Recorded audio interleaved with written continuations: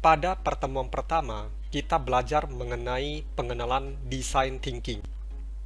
Beberapa subtopik yang akan dibahas adalah definisi, tipe masalah, sejarah dan perkembangan, contoh penerapan, pentingnya dan keuntungan dari penggunaan design thinking, serta contoh sederhana. Sekarang ini, banyak orang dan banyak perusahaan besar, bahkan perguruan tinggi, berbicara tentang design thinking. Perusahaan besar seperti Samsung, perguruan tinggi seperti Stanford dan MIT. Sebenarnya apa sih yang dimaksud dengan design thinking? Berdasarkan terjemahan, maka kata design thinking adalah cara atau pola berpikir seperti seorang desainer. Bagaimana pola berpikir dari seorang desainer?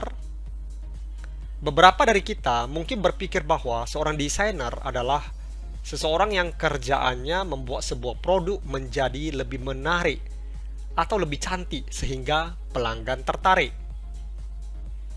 Membuat sesuatu menjadi menarik memang menjadi bagian dari aktivitas desainnya. Tetapi sebenarnya bukan itu yang menjadi inti dari aktivitas desain.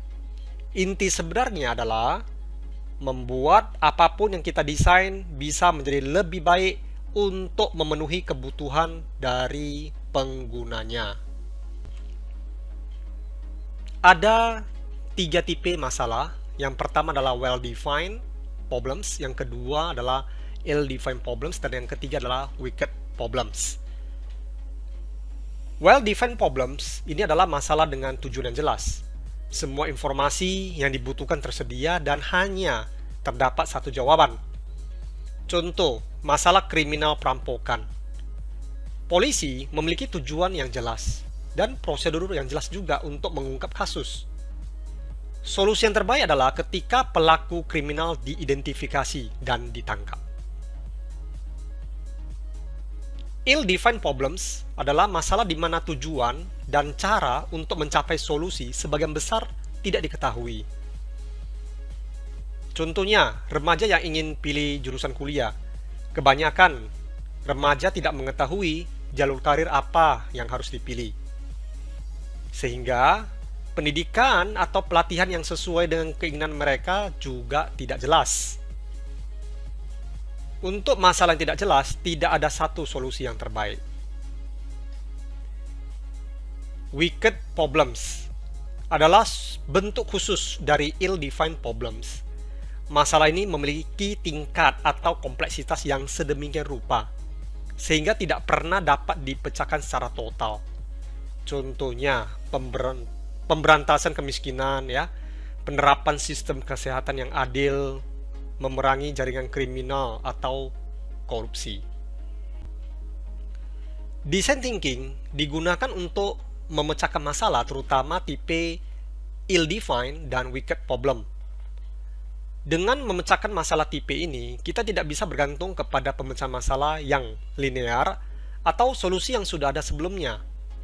Melainkan, kita menggunakan design thinking untuk mengembangkan solusi baru dengan memahami lebih mendalam mengenai pelanggan atau pengguna.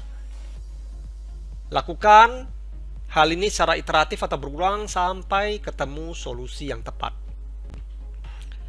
Design thinking merupakan pendekatan inovasi yang menggunakan cara berpikir teknik desainer untuk mempertemukan apa yang pelanggan atau pengguna butuhkan dengan kemungkinan dukungan teknologi, serta apa yang menjadi peluang bisnis yang menguntungkan.